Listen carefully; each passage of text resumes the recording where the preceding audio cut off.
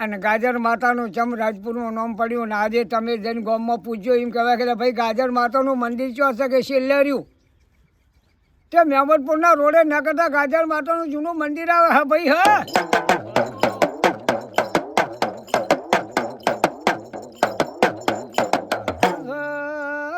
કનુજી વડાજી ગાજર વાયો તો તલોજી દરબાર તે આ પટેલ એક ગાજર વાયો ને એક દળના જ્યાં લેવા કે ભાઈ પટેલ થોડા ગાજર આલો ને કે હું કોઈને હાલતો નહીં કારણ કે સારું ના હાલજે પછી ભૈયા ઠાકોર સમાજ તો કદાચ ને ધારણ તો અડધી રાતે જેટલું હોય એટલું ઉપાડી લાવે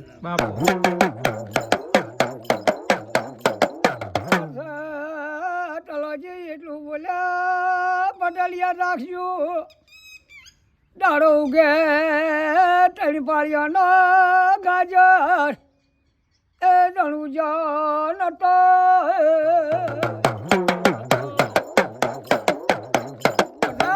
કનુ ભુવા બાપો ગોડાજી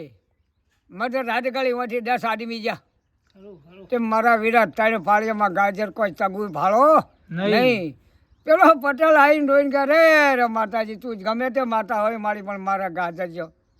માં તું ગાજર લાવે તું 5 સીટરની ડેડી છે તું મારા ગાજર લાવે તારું મંદિર બનાવું પણ મારું ગાજર લાવવો પડે પછી કનું હો પણ છોકરીઓનો સમય સારો હતો ને માતાજીને પણ પ્રગટ થવાનું હતું તે એ સુરવેલ માતા હતી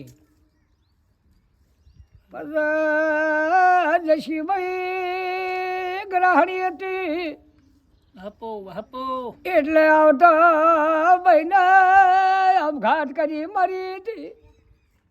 કનું ભુવા બાપો એટલે એને કોઈને ખબર નથી અને રાજપુરમાં આમ ભડકાવતી પણ કોઈને નજર પડતી નહીં તે દાડે સન્મુખ પટેલને મલિક પટેલ ઓતો ના કરી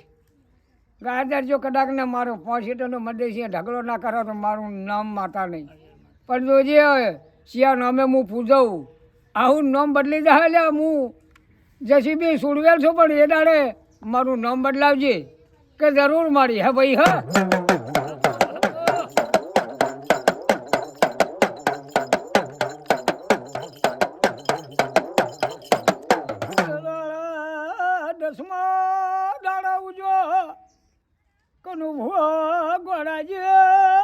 તલોજી ગાજર ઢગલો કર્યો શું કર્યો પેલી 4 સીટો પડી હતી ને એ કણ ઢગલો કરી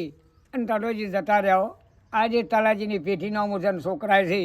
પણ આ તો કોઈ મોને નહીં આજ તો જાહો દલાલી નોકરીયા થઈ જશો ભાઈ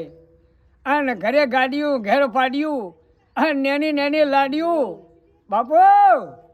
કનું ભો આવો સમય આવી ગયો બાપુ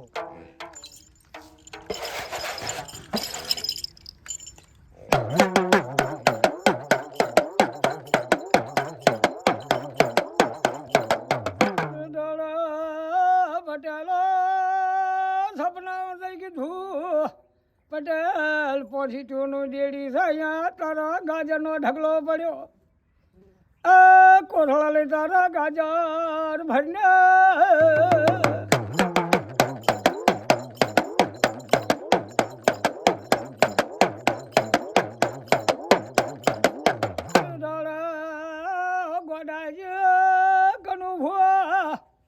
ગાજર લાવી ગઈ માતા ગાજર માતા બની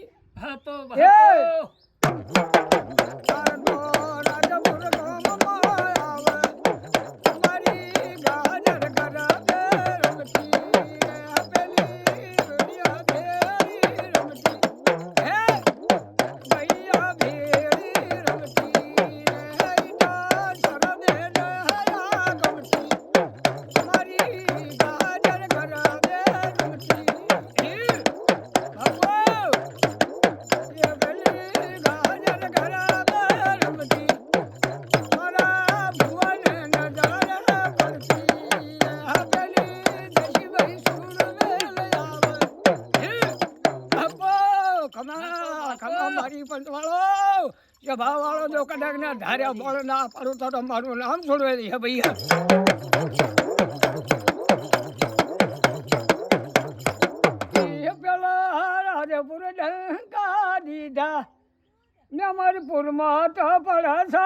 દીધા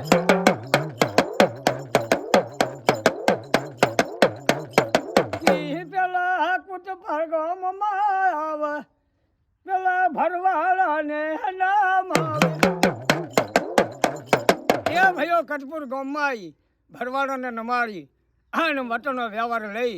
અને ગાજર પાછી આવી એટલેથી ગાજર માતા નોમ પડ્યું પડેલ્યો તમે ઠાકોરો કહો છો કે ગાજર નહીં આજે એનો અમર ઇતિહાસ છે અને હેડો તમારું દર્શન કરો કાલ તમે ભાડું ફળનું દર્શન કરવા લીધું બોલો ગાજર માતનો જય